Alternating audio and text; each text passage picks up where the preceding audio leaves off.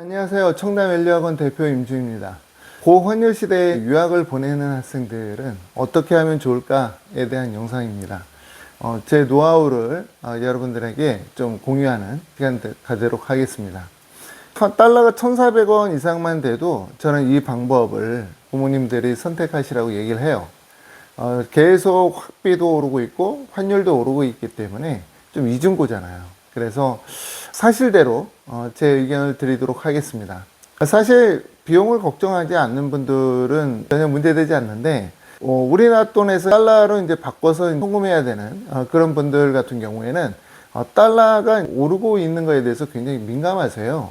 그래서 저는 첫 번째로 많은 부모님들에게 만약에 이공계로 유학 갈 경우에는 꼭 굳이 비싼 동부의 보딩스쿨이 아니라 중부에 있는 명문 보딩스쿨에 보내는 것도 나쁘지 않다.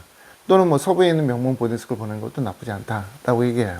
명문이라고 하는 것은 이공계 프로그램이 잘 돼 있는 학교들이에요. 이렇게 이제 잘 돼 있는 학교들의 특징은 원래 데이스쿨 중심의 학교입니다.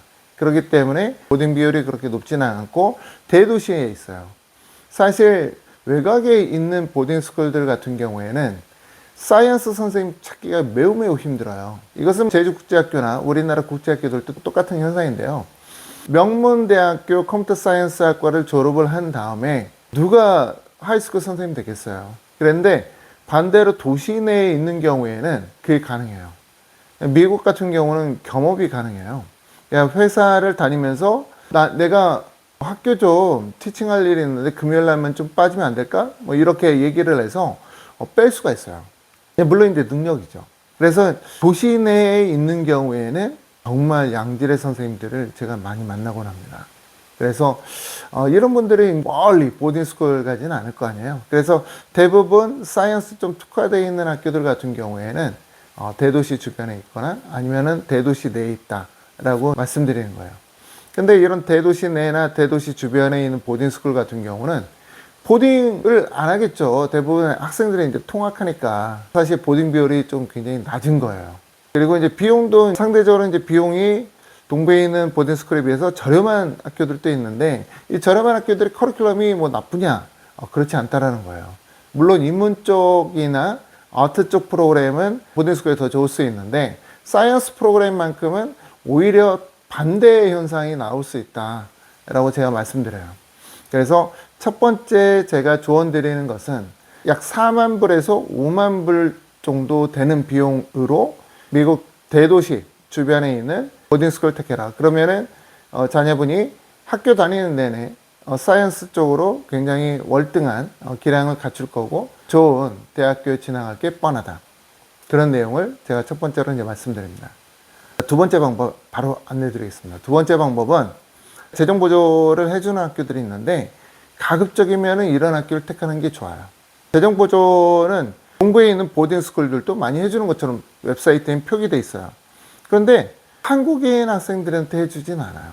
많은 학교들이 한국인은 제외하고 뭐 우간다나 잠비아 이렇게 낙후되어 있는 나라에 살고 있는 학생들이나 아니면 자국민을 위한 파이낸스 애들을 해줘요. 우리나라 학생들 같은 경우에 해주는 학교들은 대부분 중부지역 또는 남부지역에 있습니다. 한국인들이 많이 안 가는 지역이죠. 동부가 이제 넘버원이고 그 다음에 이제 캘리포니아인데 중부지역이나 남부지역은 상대적으로 이제 한국인들이 많이 안 가기 때문에 우수한 학생이다, 성적 좋은 학생이다 라고 할 경우에는 재정 보조를 받아서 떠나는 경우가 많아요. 저희가 많이 도와주고 있고 해마다 도와주고 있어요. 그래서 보통 어느 정도 비용 받냐? 학비가 전반적으로 한 7만 5천 불 정도다 라고 할 경우에는 한 2만 5천 불 정도 받는다 라고 생각하는 게 좋아요. 그러면은 5만 불대 초반 비용을 고객님이 부담을 해야 되는 거죠. 자, 마지막으로 생각할 수 있는 부분은 학비를 분납하는 거예요. 모든 학교들이 학비 분납이 가능해요. 일부 학교들 같은 경우에는 학비를 분납하겠다 그러면은 학비보험 들어라 이러는 학교들도 있어요. 학비보험이 한 2,000불에 가깝습니다. 그래서 학비보험을 들고 학기별로 송금하는 방법을 제안해 주는 학교들도 있어요. 그래서 사실은 달러가 급격하게 이렇게 올라갈 경우에는 환율을 보고 환율이 좀 좋아질 때 학교에 요청을 해서 분납하는 방법을 좀 알아보시는 게 좋고요. 지금 출국 앞둔 학생들 또는 출국하려고 하는 학생들 분납하는 방법에 대해서 각 유학원들이나 꽤 직접 문의하시면은 잘 답변해 주실 것 같아요. 자, 이렇게 오늘은 급등하고 있는 환율의 유학을 어떻게 준비하는 것이 좋을까에 대해서 제 의견을 안내드렸습니다. 또 다른 내용으로 여러분 앞에 서도록 하겠습니다. 감사합니다.